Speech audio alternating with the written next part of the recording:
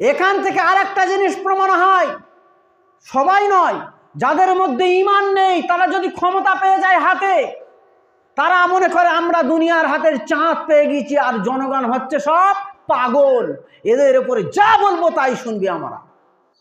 আমি সেই জন্য বলি না, আপনার দেশের মানুষ যদি, গ্রামের মানুষ যদি সোজা হয়ে যায়, নেতারাও সোজা হয়ে যাবে। কেন?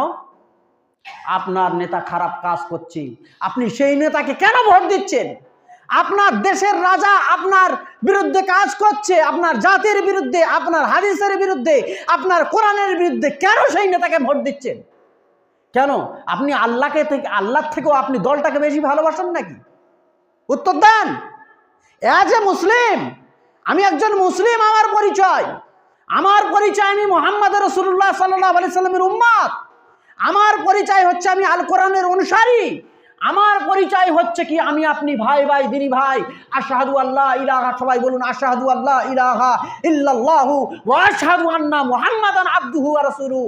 আমি সাক্ষ্য দিচ্ছি আল্লাহ ছাড়া কোনো উপাস্য নেই, মুহাম্মদ সাল্লাল্লাহু আলাইহি সাল্লাম তার দূত, তার রাসূল, তার বান্দা।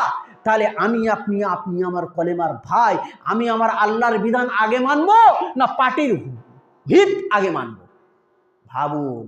ও মুসলমান, জেগে উঠুন। ও মুসলমান, ঘুমিয়ে থেকেন না। মানুষ যদি সচেতন হয়ে যায়, জাতি যদি সচেতন হয়ে যায়, যে নেতা কাজ করছে না, যে নেতা আমার জাতির বিরুদ্ধে কাজ করছে, আমার ধর্মের বিরুদ্ধে কাজ করছে, তাকে কেন নেতা রাখবেন? সেই নেতার চেয়ার কেড়ে নেন, সেই নেতার ভোট দিয়েন না, দেখবেন ওই নেতা আপনি সাইজ হবে। জানেন না, নরেন্দ্র মোদী এর আগে 300 কত সিট নিয়ে সেন্টারে ক্ষমতায় এসেছিল, যখন তখন ইচ্ছা করছিল, হুঙ্কার দিচ্ছিল, যেন তেন আইন পাশ করছিল। আর এখন সংখ্যাগরিষ্ঠতা নেই সংসদ ভবনে। এখন এই আপনার ওয়াকফ বিল নিয়ে এসেছে, একবার চন্দ্রবাবু নাইডুর পায়ে ধরছে, আর একবার বিহারের নীতিশের পায়ে ধরছে। কারণ এরা না সমর্থন করলে বিল তো পাশ হবে না, ওর ক্ষমতা নেই তো। তা ঠিক বলার উদ্দেশ্য হচ্ছে, যে নেতাকে আপনি যে যাচ্ছেন, সে নেতা যদি অসৎ হয়, তার কেন ভোট দেবেন? তখন সে আপনার পায়ে ধরতে আসবে। তা ইব্রাহিম আলাইহিস সালামের যুগে সেই নমরুদ কি করলো? যখন দেশে দেখছে ইব্রাহিম আলাইহিস সালাম সমস্ত দেশের লোক সব ঠাকুর পুজো করে, এখন জনগণকে খুশি করতে হবে। জনগণকে খুশি করতে হলে কি হবে? ইব্রাহিমকে শাস্তি দিতে হবে।